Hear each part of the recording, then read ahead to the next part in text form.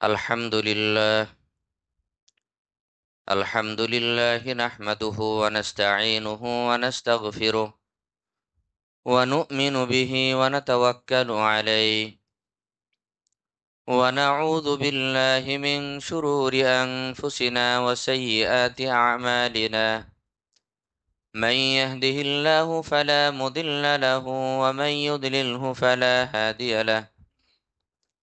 أشهد أن لا إله إلا الله وحده لا شريك له، وأشهد أن سيدنا ومولانا محمدا عبده ورسوله، أرسله بالحق بشيرا ونذيرا وداعيا إلى الله بإذنه وسراجا منيرا.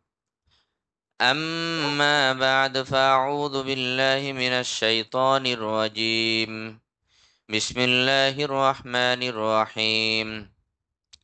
لقد كان لكم في رسول الله أسوة حسنة لمن كان يرجو الله واليوم الآخر وذكر الله كثيرا. وقال سبحانه وتعالى: وما آتاكم الرسول فخذوه وما نهاكم عنه فانتهوا. وقال النبي صلى الله عليه وسلم: عليكم بالبياض فإنها أطهر وأطيب.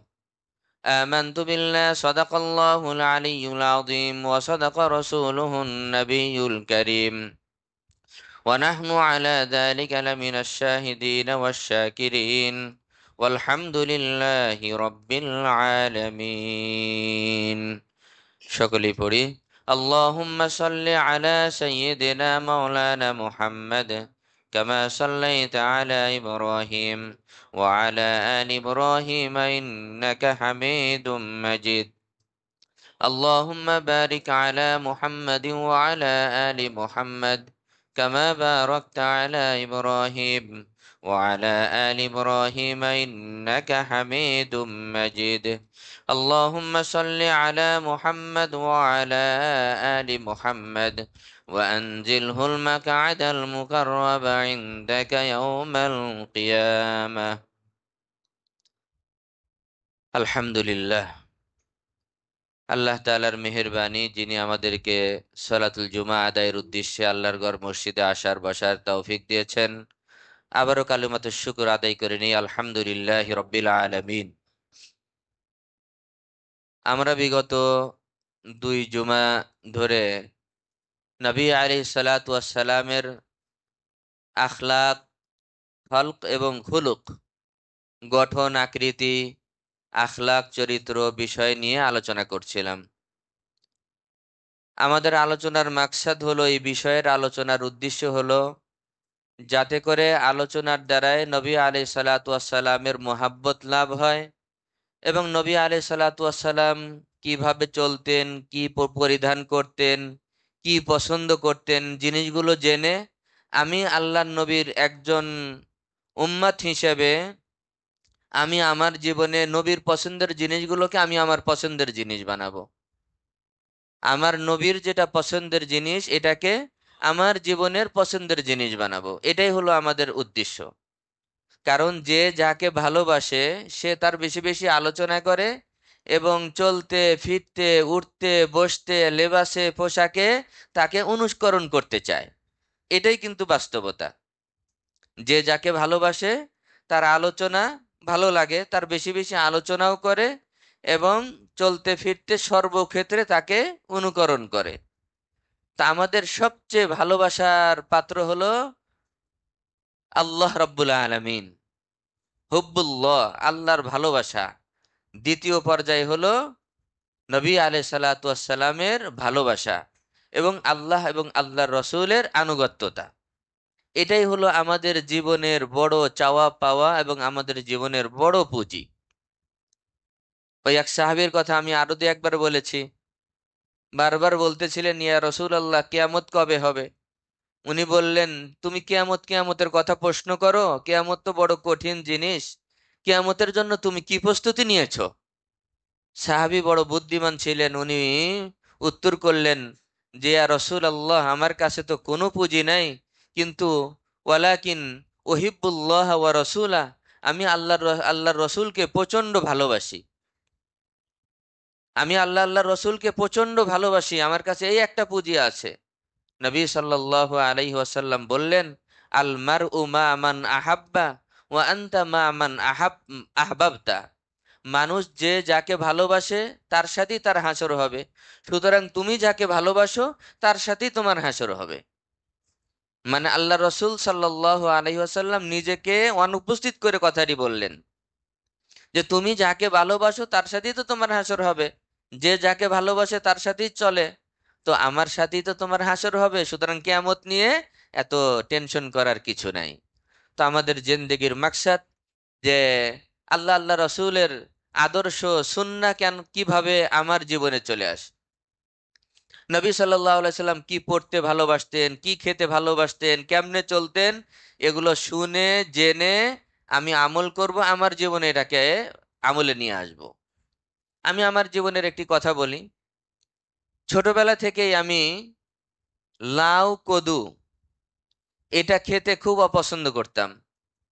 বাসাতে ছোটবেলায় যদি লাউ আর কদু রান্না হতো, তো ওই দিন হয়তো না খেয়ে থাকতে হবে, আর না হয় অনেক সময় বসে থাকলে পরে বাধ্য হয়ে মায়ে একটা ডিম ভাজি করে নিয়ে এসে দিতেন।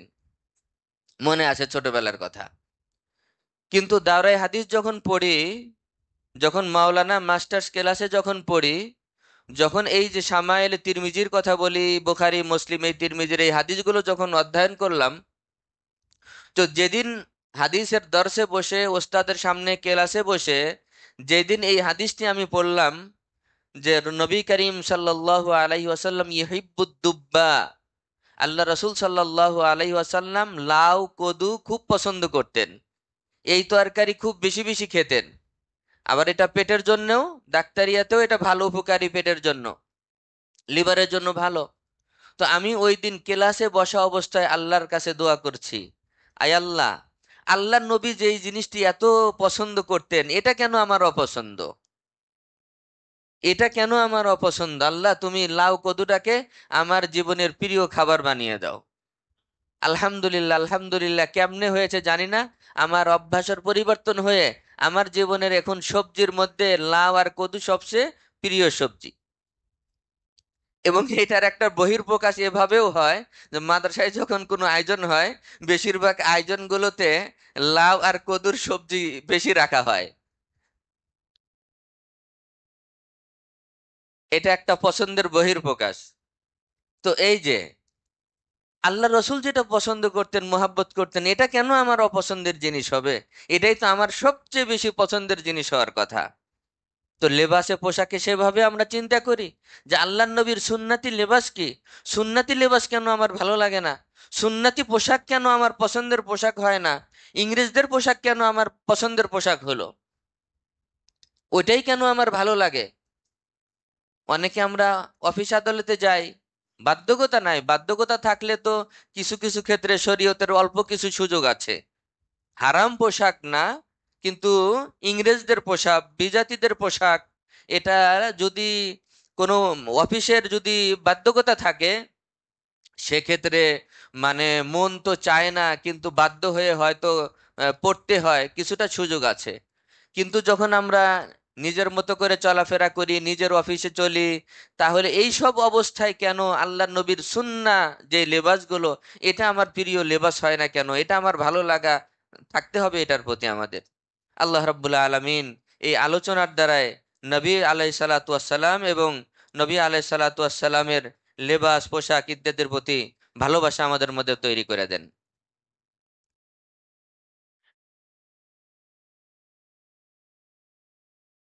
আমার বালিশের পাশে দেখো, এই যে একটা ডায়েরির মতো আছে, এই যে এরকম রেখা থাকবে, উপরে সবুজ ইয়া, ওখানে আজকের জুমার তারটিব আলোচনা আছে। এই যে দেখো পৃষ্ঠায় বসবেন। তো যাই হোক, গত জুমায় আমরা আলোচনা যেখানে রেখেছিলাম, নবী আলাইহিস সালাতু ওয়াস সালামের মাহরে নবুয়ত, খাতামুন নবুয়া নিয়ে। নবী আলাইহিস সালাতু ওয়াস সালাম যে আখিরি নবী, শেষ নবী, এটা কোরআনে কারিমের মধ্যে স্পষ্ট আছে, হাদিসের মধ্যেও পরিষ্কার বলে দেওয়া আছে। আল্লাহ রাব্বুল আলামিন কোরআনে কারিমের মধ্যে বলেছেন, মা কানা মুহাম্মাদুন আবা আহাদিম মির রিজালিকুম ওয়ালাকির রাসূলুল্লাহি ওয়া খাতামান নাবিয়্যিন। কোরআনের কথা, খাতামুন নাবিয়্যিন। আমি ওইদিকে আলোচনায় যাব না, হাদিসের মধ্যেও আছে। এবং নবী আলাইহিস সালাম যে আখিরি নবী, নবুয়তির ধারাবাহিকতা যে শেষ হয়ে গেল, এটার সিল মোহর হিসাবে আল্লাহর নবীর দুই কাঁধের মাঝে পিঠের উপরির ভাগের দিকে মোহরে নবুয়ত দিয়ে আল্লাহ রাব্বুল আলামিন দুনিয়াতে প্রেরণ করেছেন। এটা দুনিয়ার কোনো মানুষে লাগায়নি। আল্লাহ রসুল সাল্লাল্লাহু আলাইহি ওয়াসাল্লাম যখন দুনিয়াতে আসেন, দুনিয়াতে আসার সময় আল্লাহ রাব্বুল আলামিন এই মোহরে নবুয়ত দিয়েই প্রেরণ করেছেন। যে এক ইহুদির কথা আমি বলেছিলাম, ইহুদি খুঁজছিল যে গত রাত্রে কে জন্মগ্রহণ করেছে মক্কায়। তো পরে খুঁজতে খুঁজতে গিয়ে মা আমিনার ঘরে নবী আলাইহিস সালাতু ওয়াস সালামকে পেয়ে উনি যখন পিঠের মধ্যে দুই কাঁধের মাঝে মোহরে নবুয়ত দেখে উনি আফসোস করে সে আফসোস করে তখন বলল যে আফসোস, বনি ইসরাইল থেকে নবুয়তি শেষ হয়ে গেল, যে আর কোন বনি ইসরাইল থেকে নবী আসবে না, উনি শেষ নবী। কারণ আল্লাহ রসুল সাল্লাল্লাহু আলাইহি ওয়াসাল্লাম যখন দুনিয়াতে আসেন, ভূমিষ্ঠ হন, মহরে নবুয়ত তখনই ছিল। মহরে নবুয়তের মধ্যে লেখা ছিল কি, সিরফা আনতা মানসুরুন। গত জুমায় বলেছিলাম আল্লাহ নবী এটা লিখে দিয়েছিলেন, সিরফা আনতা মানসুর, যে আপনি বিচরণ করেন সারা পৃথিবীতে, সারা দুনিয়ায় দিন নিয়ে, দাওয়াতি কাজ নিয়ে আপনি চলবেন, আপনি সাহায্যপ্রাপ্ত হবেন। চেষ্টা করবে মানুষ আপনাকে হত্যা করার, আক্রমণ করার, কিন্তু কেউ পারবে না, আপনি সাহায্যপ্রাপ্ত হবেন। এটা লেখা ছিল। তো এই প্রসঙ্গত গিয়ে বলছিলাম হযরত সালমানে ফার্সি রাদিয়াল্লাহু তাআলা আনহুর ইসলাম গ্রহণের বিষয়টি। অনেক লম্বা, আমি সংক্ষেপে বলছি। সালমানে ফার্সি রাদিয়াল্লাহু তাআলা আনহু 250 বৎসর সাহাবায়ে কেরামের মধ্যে সবচেয়ে বেশি হায়াত পেয়েছিলেন। 250 বৎসর হায়াত পেয়েছিলেন উনি। পারস্য দেশ থেকে ছিলেন, ইস্পাহান থেকে আসছিলেন। তো উনি অগ্নিপূজক ছিলেন। অগ্নিপূজক মানে এমন অবস্থা ছিল যে পুরো ওই একটা অগ্নিপূজা যেখানে হতো, এটার একটা দেখাশোনার দায়ভার, দায়িত্ব তাকে দিয়ে দেওয়া হয়েছিল। তো এক সময় ওনার মনের এটা অপছন্দ হলো। ঘর থেকে একদিন বের হলেন, বের হয়ে একজন রাহেব পাদ্রী, খ্রিস্টীয় ধর্মের একজন অনুসারী, তার সাথে সাক্ষাৎ হলো। সাক্ষাৎ হওয়ার পরে তার আলোচনায় মুগ্ধ হয়ে গেলেন। উনি বাড়িতে যেতে বিলম্ব হলো। বিলম্ব হওয়ার পরে কারণ জিজ্ঞেস করার পরে বাবা দেখলেন যে বারবার যদি এই পাদ্রীর দরবারে যাওয়ার সুযোগ দেওয়া হয়, তাহলে আমাদের ধর্ম ছেড়ে দিবে। শিকল দিয়ে বেঁধে দেওয়া হলো। শেষ পর্যন্ত উনি এখান থেকে মুক্ত হয়ে এই কাফেলা দলের অনুকরণ করে চলে গেলেন সিরিয়াতে। সিরিয়াতে যাওয়ার পরে সেখানে পাদ্রিতে বিভিন্ন দরবারে উনি ঘোরাঘুরি করলেন, করে একজনের দরবারে উনি খাদেম হিসাবে অবস্থান করলেন, থাকা শুরু করলেন। কিছুদিন পরে ওই ওই পাদ্রির ইন্তেকাল হয়, তখন আরেকজনের কাছে যান। এইভাবে যেতে যেতে সালমানে ফার্সি রাদিয়াল্লাহু তাআলা আনহু নিজে বলেন যে আমি পরিশেষে 10 দরবার ঘুরে, 10টি পাদ্রির দরবার শেষ করে যখন 10ম পাদ্রির কাছে গিয়েছি, ওনার যখন ইন্তেকাল হয়ে যাবে, তখন আমি ওনাকে বললাম যে আমি তো সত্য ধর্মের অনুসন্ধানে বের হয়েছি, আমি কি করব, আপনার পরে আমি কোথায় যাব, কি করব? তখন ওই পাদ্রী বললেন যে দেখো, আমাদের পাদ্রীগিরি সব শেষ, এই ধর্মের চর্চা শেষ, এখন অতি শীঘ্রই আখিরি নবী, তাওরাত ইনজিলে যার ভবিষ্যৎবাণী আছে, মুহাম্মাদুর রাসূলুল্লাহ সাল্লাল্লাহু আলাইহি ওয়াসাল্লাম আখিরি নবী, উনি আসবেন। আমি তোমাকে 3টি আলামত বলছি, এই 3টি আলামত যাচাই করে যদি পাও, তার হাতে তুমি মুসলমান হয়ে ইসলাম গ্রহণ করবে, মুসলমান হয়ে যাবে।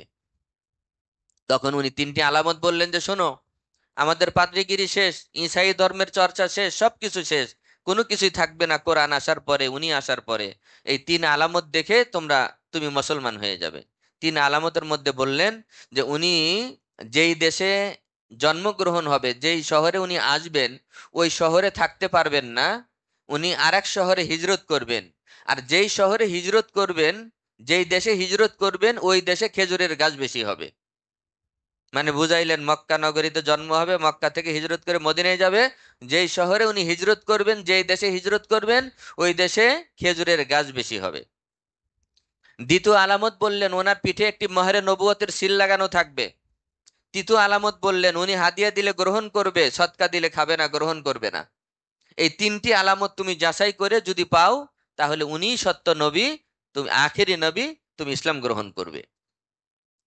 উনি এটার সন্ধানে বের হলেন। বের হওয়ার পরে কিভাবে এই দেশে আসবেন?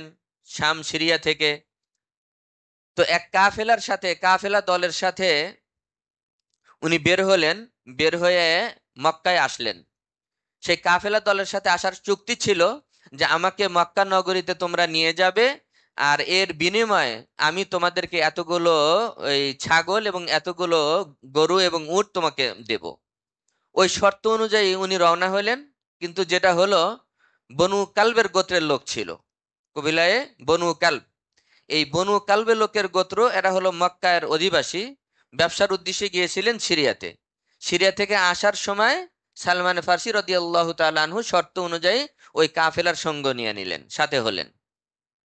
কিন্তু এই কাফেলার এই লোক, তারা মক্কায় এসে ওই শর্ত অনুযায়ী যা যা দেওয়ার ছিল, গরু ছাগল উট সব নিয়ে নিয়ে পরিশেষে সালমান ফার্সি রাদিয়াল্লাহু তাআলা আনহুকে গোলাম হিসাবে মক্কার বাজারে উঠিয়ে বিক্রি করে দিল। গাদ্দারি করলো তারা। যে শর্ত অনুযায়ী সব মালামাল নিয়ে নিল, আর মক্কার বাজারে উঠে গোলাম হিসাবে বিক্রি করে দিল। গোলাম হিসাবে বিক্রি করে দেওয়ার পরে কবিলায়ে বনি কুরাইজা, তারা ছিল ইহুদি, মদিনার অধিবাসী, মদিনার বাসিন্দা ছিল। এই মদিনার বাসিন্দা কবিলায়ে বনু কুরাইজার লোকজন, তারা সালমানে ফার্সি রাদিয়াল্লাহু তাআলা আনহুকে ক্রয় করে নিল। আসলে দেখেন কিভাবে ঘুরে আসছে।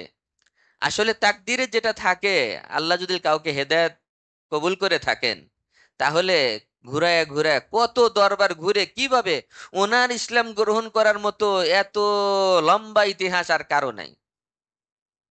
যে উনি নিজে বলেন যে 10 দরবার ঘুরে ঘুরে ঘুরে ঘুরে সত্যের অনুসন্ধানী ছিলেন। আল্লাহ রাব্বুল আলামিন সত্য জিনিস তাকে মিলিয়ে দিয়েছেন। এই জন্য কোরআনে কারিমের মধ্যে আল্লাহ রাব্বুল আলামিন বলেন, ওয়াল্লাযীনা জাহাদু ফীনা ওয়াল্লাযীনা জাহাদু ফীনা লানাহদিয়ান্নাহুম সুবুলানা। যারা আমাকে পাওয়ার জন্য খুঁজে, মুজাহাদা করে, চেষ্টা করে, খুঁজে বেড়ায়, আমি ধরা দেই, আমি তাকে রাস্তা দেখাই। তো খুঁজতে হবে, নিজের চেষ্টা থাকতে হবে, সাধনা থাকতে হবে। নিজের ইচ্ছাটা যদি না থাকে, সাধনা যদি চেষ্টা না থাকে, তাহলে আল্লাহ রাব্বুল আলামিন অনেক কিছু দেন না। কিন্তু বান্দার যদি চাওয়াটা থাকে, চাওয়াটা যদি নিখুঁত হয়, নির্ভেজাল হয়, চাওয়ার মধ্যে যদি কোনো গরজ না থাকে, আল্লাহর হস্তে আল্লাহর জন্যই যদি কোনো কিছু চায় এবং এটার জন্য যদি বান্দা চেষ্টা করে, নিয়ত করে, দোয়া করে, আল্লাহ রাব্বুল আলামিন বান্দাকে সেটা দিয়ে দেন। এটা সবচেয়ে বড় প্রমাণ যে উনি হেদায়েতের অনুসন্ধানে বের হয়েছিলেন। আল্লাহ রাব্বুল আলামিন তাকে হেদায়েত দিয়ে দিলেন কিভাবে? 10 দরবার ঘুরে কোথায় মক্কায়, সেখান থেকে গোলাম হিসাবে আবার চলে আসলেন। অথচ সম্ভ্রান্ত পরিবারের ছিলেন উনি। বাহ্যিকভাবে কোনো জিনিস অনেক সময় অনেক জিনিস খারাপ লাগে, কিন্তু পরিশেষে এটার মধ্যে অনেক মঙ্গল থাকে। ওই মুহূর্তে আমরা এটা একটাও মঙ্গলগুলো বুঝি না, পরবর্তী বুঝে আসে। এই জন্য একজন মমিনের সিফাত, মমিনের ইমান এবং আকীদা এমন হবে, বুঝে আসুক না আসুক, বাহ্যিকভাবে কল্যাণ অকল্যাণ যেটা মনে হয়, মমিন একেবারে এক কথার উপর থাকবে, যা হবে আল্লাহ তাআলা এটার মধ্যে আমার মঙ্গল রেখেছেন। আল্লাহ তাআলা যা করছেন এটার মধ্যে আল্লাহ আমার মঙ্গল রেখেছেন। মমিনের কথা, মমিনের ইমান, আকীদা এটাই হবে। দেখেন এখানে ওই দল যদি গাদ্দারি না করত, যে মক্কার বাজারে গোলাম হিসাবে বিক্রি করবে, এই গাদ্দারি যদি না করতো, তাহলে তো মদিনায় আসা হয় না। কারণ মদিনায় তো আসতে হবে। নবী আলাইহিস সালাতু ওয়াস সালাম তখন হিজরত করে মদিনায় চলে আসছেন। সালমান ফার্সি রাদিয়াল্লাহু তাআলা আনহু যখন মক্কায় আসলেন ওই কাফেলার সাথে, তখন আল্লাহ রাসূল সাল্লাল্লাহু আলাইহি ওয়াসাল্লাম আর মক্কায় নেই। তখন হিজরত করে অলরেডি উনি মদিনায় চলে আসছেন। তো সালমান ফার্সির তো মদিনায় আসতে হবে। তো মদিনা আসার জন্য তো একটা রাস্তা অবলম্বন করতে হবে, একটা সিস্টেম হতে হবে। আল্লাহ রাব্বুল আলামিন এটা একটা অজুহাত বের করলেন। বাহ্যিকভাবে তো অপছন্দ ছিল যে গোলাম হিসাবে এত বড় সম্ভ্রান্ত পরিবারের বয়স্ক মানুষ ওনাকে গোলাম হিসাবে বাজারে উঠিয়ে বিক্রি করছেন। কিন্তু এটার মধ্যে আল্লাহর কল্যাণ রেখেছেন যে তুমি যেই জিনিসের অনুসন্ধান করছো ওই জিনিস আছে মদিনায়, তোমাকে মক্কার বাজারের উঠে গোলাম হিসাবে বিক্রি হয়ে তোমাকে মদিনায় যেতে হবে। এটাই তো সালমান ফার্সি রাদিয়াল্লাহু তাআলা আনহুকে কে কবিলায় বনু কুরাইজার এক লোক মক্কার বাজার থেকে ক্রয় করলো। ক্রয় করে নিজের শহরে মদিনায় নিয়ে আসলো। মদিনায় আসার পরে গোলামের জীবন যাপন করছে, কাজকর্ম করে। খবর পেয়ে গেল যে নবী আলাইহিসসালাম আখেরি নবী যার অনুসন্ধানে আমি বের হয়েছি উনি অলরেডি হিজরত করে মদিনায় চলে আসছেন। প্রথম আলামত চিনতে ওনার বেশি কষ্ট হলো না, কারণ যেখানেই যাই মদিনার অলিতে গলিতে রাস্তায় যেখানে যাই শুধু খেজুর গাছ আর খেজুরের গাছ। তাহলে প্রথম আলামত চিনতে আর ওনার কোনো ধরনের কষ্ট হলো না। যে যেই দেশে আখেরি নবীর যেই শহরে জন্ম হবে ওই শহরে উনি মাজলুম নির্যাতিত হবেন, পরিশেষে হিজরত করবেন, সেখানে থাকতে পারবেন না। আর যেই শহরে আসবেন ওই শহরে খেজুরের গাছ বেশি হবে। তাহলে প্রথম আলামত উনি পেয়ে গেলেন যে ওনার জন্ম ছিল মক্কায়, মক্কায় থাকতে পারেননি, মদিনায় এসছেন, আর চলতে ফিরতে খেজুরের গাছ আর খেজুরের গাছ, এই আলামত বুঝতে ওনার কোনো কষ্ট হলো না। দ্বিতীয় দুটি আলামত, যে হাদিয়া দিলে নেবেন, সৎকা দিলে গ্রহণ করবেন না। আরেকটি আলামত তো আরো পার্সোনালি শরীরের মধ্যে, সেটা মোহরে নবুয়ত। এটা কেমনে শরীরের মধ্যে গিয়ে দেখবে যে মোহরে নবুয়ত আছে কিনা? আল্লাহ রাব্বুল আলামিন ওনার জন্য সবকিছু সহজ করলেন। ওই গোলামের জীবন যাপন এখান থেকে একদিন দরবারে নবী আলাইহিস সালামের দরবারে আসলেন। যে আখেরি নবী, মানুষকে শুনছে, অনেকেই যাতায়াত করছে, উনিও আসলেন। দু চার দিন দরবারে বসলেন, বসে আলোচনা শুনে সবকিছু মিলাচ্ছে তাওরাত ইনজিলের সাথে এবং ওই ভবিষ্যৎবাণীর সাথে মিলে যাচ্ছে। তো উনি কি করলেন, একদিন কিছু খাবার দাবার নিয়ে আসলেন। অনেক হাদিস, বুখারীর হাদিসের মধ্যেও আছে, তিরমিজির এই হাদিসের মধ্যেও আছে। তাজা খেজুর কিছু নিয়ে আসলেন একটা পাত্রের মধ্যে। নিয়ে এসে বললেন, ইয়া রাসূলুল্লাহ, হাযিহি সাদাকাতুন লাকা ওয়া লি আসহাবিকা ইয়া রাসূলুল্লাহ। হে আল্লাহর রসুল, এটা আপনার জন্য আর আপনার সহচর যারা আপনার পাশে বসে আছে তাদের জন্য এটি সাদাকা। নবী সাল্লাল্লাহু আলাইহি ওয়াসাল্লাম বললেন, ইরফা, এটা উঠিয়ে নিয়ে যাও। নাহনু নাকুল না লা নাকুলু সাদাকা, আমরা সদকা খাই না, আমরা সদকা খাই না। নবীদের জন্য আল্লাহ রাব্বুল আলামিন হাদিয়াকে জায়েজ করেছেন, যেটা সম্মানজনক। সদকা নিম্নমানের, জাকাত নিম্নমানের, এটা নবীদের জন্য আল্লাহ রাব্বুল আলামিন হালাল করেননি, জায়েজ করেননি। আমরা সদকা খাই না। তো আমরা বলতে কি বুঝিয়েছেন এটার ব্যাখ্যা অনেক লম্বা, আমি ওদিকে আর যাচ্ছি না। কারণ আল্লাহ নবীর জন্য নিষেধ, অন্যদের জন্য তো নিষেধ ছিল না। কিন্তু নবী সাল্লাল্লাহু আলাইহি সাল্লামের জন্যও নিষেধ, নবীর পরিবারের জন্যও নিষেধ। হয়তো পরিবারের কেউ বুঝাইছেন আমরা বলে, যাই হোক এখানে অনেক ব্যাখ্যা আছে। আল্লাহ নবী বললেন যে উঠিয়ে নিয়ে যাও, আমরা সদকা খাই না। ওনার মনে কোনো কষ্ট নাই, ওনার তো পরীক্ষা করা মাকসাদ, উদ্দেশ্য। উনি পরীক্ষায় মোটামুটি আংশিক পেয়ে গেলেন যে সদকা দিলে উনি নেন না। উনি এটা উঠিয়ে নিয়ে চলে গেলেন। কয়েকদিন পরে আবারও কিছু খাবার দাবার খেজুর নিয়ে আসলেন। নিয়ে এসে বললেন, এবার হাদিহি হাদিয়াতুল্লাকা ওয়া লি আসহাবিকা ইয়া রাসূলুল্লাহ। হে আল্লাহর রসুল, এটা আপনার জন্য আর আপনার পাশে যারা বসে আছেন সাহাবা একরামের জন্য এটি হাদিয়া। নবী সাল্লাল্লাহু আলাইহি ওয়াসাল্লাম বললেন যে তুমিও বসো, তুমিও বসো।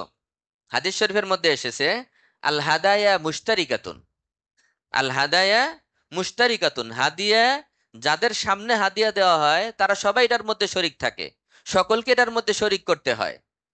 দেখেন আখলাক কত সুন্দর।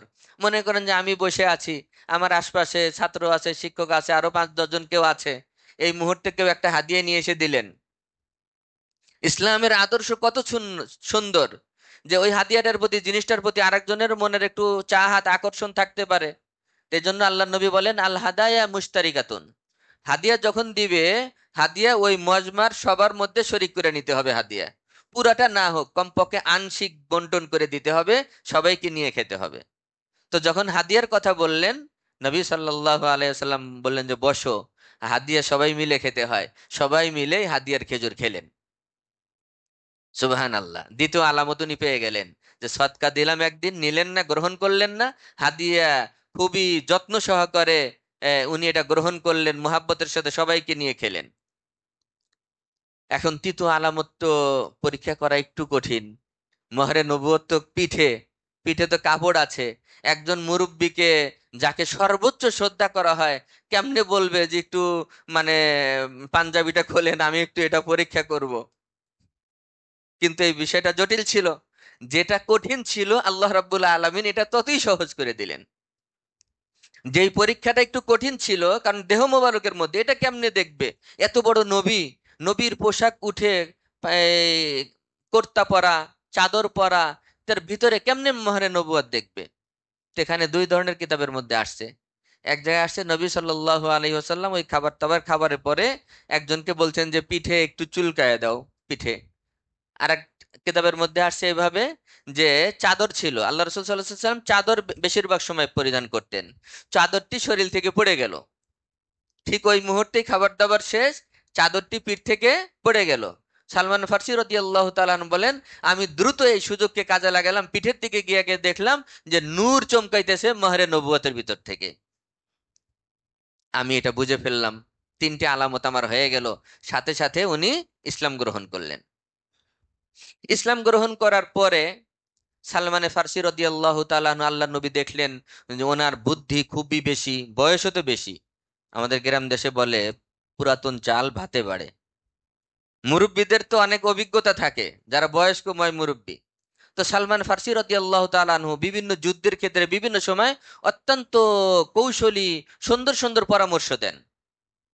যেমন এই যে ষষ্ঠ হিজরীতে খন্দকের যুদ্ধ সংগঠিত হয়েছিল, পরিখনন যেটা খনন করা হয়েছিল আপনারা জানেন, হজ উমরায় গেলে দেখানো হয়, এখনো সেই পরিখননের কিছু আলামত রাখা হয়েছে।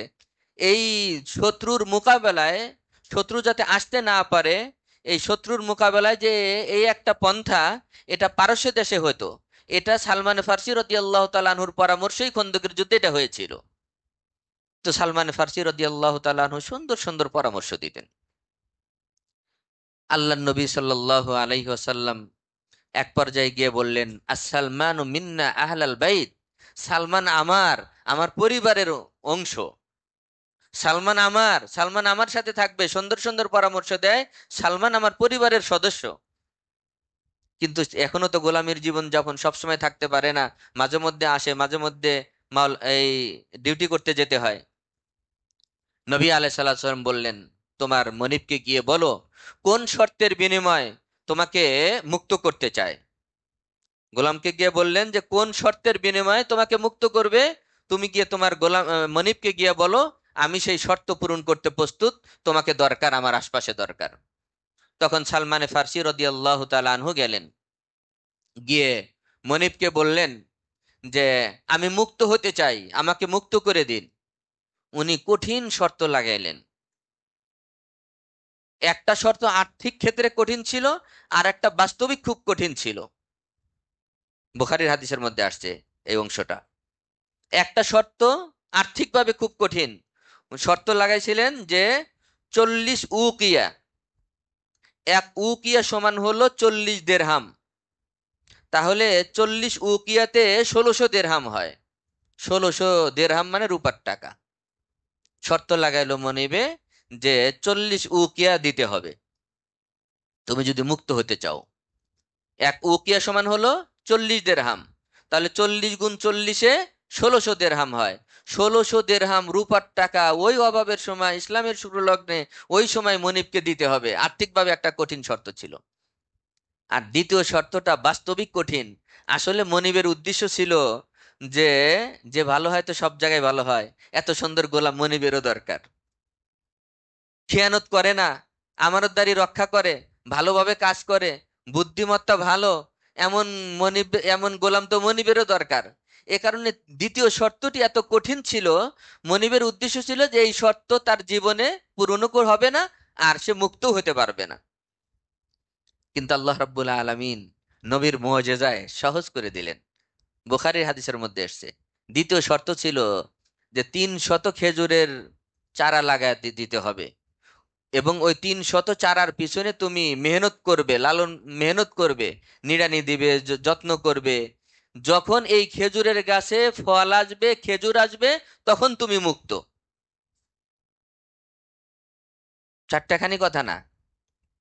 খেজুরের গাছ কিন্তু অনেক আস্তে আস্তে বড় হয়, এবং ফল আসতে, খেজুর আসতে, এই খেজুরের চারা রোপণ করা থেকে নিয়ে ফল আসা পর্যন্ত কয়েক বছর, অনেক লম্বা সময় লাগে। এ কারণে শর্তটা এমন ভাবে দিয়েছে, এমনি তো বয়স বেশি, যে এই শর্ত পূরণ হতে হতেই যাতে মৃত্যু হয়ে যায়, বয়স শেষ হয়ে যায়, আমার থেকে যেন মুক্ত না হয়, কারণ ওনার তো অনেক বয়স। তো আল্লাহ নবীর কাছে এসে কান্না করে দিয়ে বললেন, ইয়া রসুল আল্লাহ, আপনি বলেছিলেন, মনিবের সাথে কথা বলেছি, এমন শর্ত লাগিয়েছে, এই শর্ত পূরণ করে আমার মুক্ত হওয়া বড় কঠিন। নবী সাল্লাহ সাল্লাম বললেন যে কি শর্ত দিয়েছে বলো। বললো যে 40 উকিয়া, 1600 দিরহাম দিতে হবে। আল্লাহ রসুল সাল্লাহ আলাইহাল্লাম তৎক্ষণাৎ সাহাবা একরামদের থেকে 1600 দিরহামের ব্যবস্থা করে বললেন যে নাও, নিয়ে দিয়ে দাও। সাহাবা একরাম, আল্লাহ যাদেরকে সম্পদ দিয়েছিলেন, ওনারা তো এই ধরনের ভালো কাজে অংশগ্রহণ করার জন্য পাগল থাকতেন। আল্লাহ রসুল বলার সাথে সাথে 1600 দিরহাম, 40 উকিয়ার ব্যবস্থা হয়ে গেল, এটা পরিশোধ করে দেওয়া হলো। এই জন্য সালমানে ফার্সির মুক্তকারী, আজাদকারীকে বলা হয় নবী সাল্লাল্লাহু আলাইহি ওয়াসাল্লাম। দ্বিতীয় শর্ত, আল্লাহ রসুল সাল্লাল্লাহু আলাইহি সাল্লাম বললেন, সালমান, তুমি কোনো চিন্তা করো না, তোমাকে খুব দরকার ইসলামের জন্য। ইসলামের জন্য তোমাকে খুবই দরকার, তোমার পরামর্শ ইসলামের জন্য, মুসলমানদের জন্য খুবই প্রয়োজন। কোথায় 300 চারা, খেজুরের চারা কোথায় লাগাতে হবে, জায়গা দেখায় দিতে বলো। সালমান ফার্সি রাদিয়াল্লাহু তাআলা গিয়ে বললেন, আল্লাহ নবী সাল্লাল্লাহু আলাইহি ওয়াসাল্লাম জায়গা দেখায় দিল, ওই মনিবে জায়গা দেখায় দিল। জায়গা দেখানোর পরে আল্লাহ রসুল সাল্লাল্লাহু আলাইহি ওয়াসাল্লাম সাহাবা একরাম সহ নিজ হাতে গিয়ে 299টি চারা খেজুরের গাছ আল্লাহ রসুল সাল্লাল্লাহু আলাইহি ওয়াসাল্লাম নিজ হাতে লাগালেন। শেষে ক্লান্ত হওয়ার কারণে একটি মাত্র খেজুরের চারা, খেজুরের গাছ ওমর রাদিয়াল্লাহু তাআলা আনহুকে দিয়ে লাগিয়েছিলেন। নবী সাল্লাল্লাহু আলাইহি ওয়াসাল্লামের মুজিজা, নবী সাল্লাল্লাহু আলাইহি সাল্লামের মুজিজা, যেই বছরে খেজুরের গাছ লাগাইলেন, সিজন থাকে না, ওই সিজনের মধ্যেই। এজন্য মুহাদ্দিসিন বলছেন যে কেউ বলছেন 6 মাস, কেউ বলেছেন 1 বছর, মানে সিজন আসতে যেই কয়দিন লাগে, এটা 6 মাস 5 মাস। ওই সিজনে ধরেন সেটা 6 মাসের মধ্যেই সব খেজুর গাছে খেজুর চলে আসলো। সুবহানাল্লাহ। অথচ খেজুর গাছ লাগানোর পর থেকে নিয়ে খেজুর আসা পর্যন্ত বেশ লম্বা কয়েকটা বছর সময় লাগে, কিন্তু একটা মাত্র খেজুরের গাছে খেজুর আসলো না। তখন অনুসন্ধান করে মনে পড়লো যে এই খেজুরের গাছটি আল্লাহ রসুল নিজ হাতে লাগাননি। পরে আল্লাহ রসুল সাল্লাহ সাল্লাম আবারও গেলেন, গিয়ে ওই খেজুরের গাছটি হাত দিয়ে এভাবে টেনে উঠিয়ে আবার নতুন ভাবে রোপণ করে দিলেন। কয়েকদিন পরে এটাতেও খেজুর চলে আসলো। বুখারীর মধ্যে আসছে। তো এইভাবে কয়েকদিনের মধ্যে 300 খেজুরের গাছে খেজুর চলে আসলো। দুটি শর্ত পরিপূর্ণ হলো, সালমানে ফার্সি রাদিয়াল্লাহু তাআলা আনহু মুক্ত হয়ে গেলেন। এই যে বাগে সালমান বলা হয়, সালমান ফার্সির অধীনে যে বাগান বলা হয়, মদিনায় গিয়ে সব হাজিরে গিয়ে খুঁজে সালমান ফার্সির বাগান, সালমান ফার্সির বাগান দেখেছেন মনে হয়। আলহামদুলিল্লাহ, আমরা বারবার দেখেছি। ওই গাছ তো নাই কিন্তু জায়গা ওইটা, ওই গাছ তো নাই কিন্তু বাগান ওইটা, জায়গা ওইটাই। সালমান ফার্সি রাদিয়াল্লাহু তাআলা আনহুর সেই বাগান, যেখানে নবী সাল্লাল্লাহু আলাইহি ওয়াসাল্লাম নিজ হাতে খেজুরের গাছগুলো লাগিয়েছিলেন, আর 6 মাসের মধ্যেই, ওই সিজনের মধ্যেই সব খেজুরের গাছে সুবহানাল্লাহ খেজুর চলে আসলো। নবী সাল্লাল্লাহু আলাইহি ওয়াসাল্লামের মুজিজা ছিল। সালমান ফার্সি রাদিয়াল্লাহু তাআলা আনহু এইভাবে মুসলমান হলেন এবং এইভাবে মুক্ত হয়ে গেলেন উনি। তা আসলে এই ঘটনা থেকে আমার যেটা বোঝানো উদ্দেশ্য, সেটা হলো যে আসলে চাইতে হবে, সাধনা করতে হবে, চেষ্টা করতে হবে। ইসলাম এত সহজ না, দিন এত সহজ না। আর আল্লাহর কাছে সব সময় চাইতে হবে, আল্লাহর কাছে চাইতে থাকতে হবে, মুজাহাদা করতে হবে। যদি কেউ মন থেকে চায়, সাধনা করে, চেষ্টা করে, আল্লাহ রাব্বুল আলামিন তাকে সেটা দিয়ে দেন। এটা সবচেয়ে তার বড় এটা প্রমাণ। নবী সাল্লাল্লাহু আলাইহি ওয়াসাল্লাম, জাবের ইবনে, নবী সাল্লাল্লাহু আলাইহি ওয়াসাল্লাম দেখতে কেমন ছিলেন? হযরত জাবের ইবনে আব্দুল্লাহ রাদিয়াল্লাহু তাআলা আনহু থেকে বর্ণিত, তিনি বলেন, নবী করিম সাল্লাল্লাহু আলাইহি ওয়াসাল্লাম বলেন, উরিদা আলাইয়া আল আম্বিয়া। আল্লাহ নবী বলেন, আল্লাহ রাব্বুল আলামিন আমাকে আমার সামনে নবীদের চেহারা পেশ করলেন। আর এমনি তো সাক্ষাৎ হয়েছে বারবার, মেরাজের সময় সাক্ষাৎ হয়েছে, বাইতুল মুকাদ্দাসে সাক্ষাৎ হয়েছে। তা আল্লাহর নবী বলেন যে নবীদের চেহারা আমার সামনে আনা হয়েছে। তো আমি দেখলাম ফাইজান মুসা আলাইহিস সালাম যরবুম মিনার রিজালি কাআন্নাহু মিন রাজুলি শানুআ। আল্লাহ নবী বলেন যে আমি মুসা আলাইহিস সালামের চেহারা দেখলাম, চেহারা দেখে খুব খেয়াল করলাম যে আরবের শানুআ গোত্রের লোকের মতো ওনার চেহারা ছিল।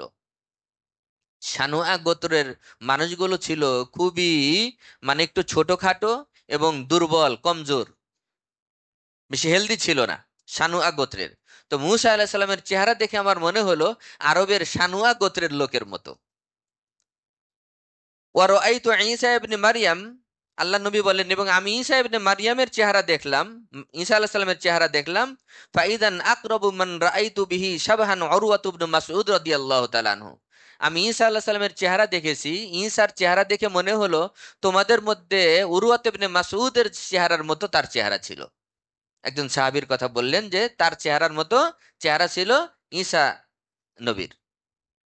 ওয়া রাআইতু ইব্রাহিম আলাইহিস সালাম, আর আমি ইব্রাহিম আলাইহিস সালামের চেহারা দেখলাম, তার চেহারা দেখে পুরাপুরি মনে হলো ফাইদান আকরাবু মান রাআইতু শাবহান সাহিবাকুম ইয়ানি নাফসাহুল কারীমা। নবী সাল্লাল্লাহু আলাইহি ওয়াসাল্লাম নিজেকে একটু মানে গায়েব করে, অদৃশ্য করে বললেন যে আমি ইব্রাহিমকে দেখলাম, তো ইব্রাহিম আলাইহিস সালামকে দেখে মনে হলো ইব্রাহিমের চেহারা তোমাদের সঙ্গীর চেহারার সাথে 100-100 মিল। তোমাদের সঙ্গী মানে নবী নিজেকে বুঝিয়েছেন যে তোমাদের সঙ্গী আমি নবীর সাথে 100-100 মিল। যেহেতু ওই বংশের, আল্লাহ রাব্বুল আলামিন চেহারাতেও মিল করে দিয়েছিলেন। ওয়ারাআইতু জিবরাইলা, আর আমি জিবরিল আলাইহিস সালামকে দেখলাম। জিবরিল আলাইহিস সালাম বিভিন্ন আকৃতিতে আসতেন, কখনো আকৃতি ছাড়া আসতেন, কিন্তু যখনই কোনো মানুষের আকৃতিতে আসতেন একজন বিশেষ সাহাবীর রূপ নিয়ে আসতেন, সেটা হলো দিহিয়ায়ে কালবি। দিহিয়ায়ে কালবি ওনার রূপ নিয়ে আসতেন যখন মানুষের চেহারা রূপ নিয়ে আসতেন। আর অনেক সময় তো আসল ফেরেশতার রূপ নিয়ে আসছেন, কখনো কখনো কোনো আকৃতি ছাড়া এসেছেন, কিন্তু মানুষের চেহারা নিয়ে যখনই এসছেন তখন দিহিয়ায়ে কালবির চেহারা ছিল। নবী সাল্লাল্লাহু আলাইহি সাল্লাম এইভাবে বিবরণ নিজেই দিলেন। তো এই বিবরণ থেকে বোঝা যায় যে আমাদের নবী সাল্লাল্লাহু আলাইহি ওয়াসাল্লাম দেখতে কার মতো ছিলেন? ইব্রাহিম আলাইহিস সালাতু ওয়াস সালামের মতো ছিলেন।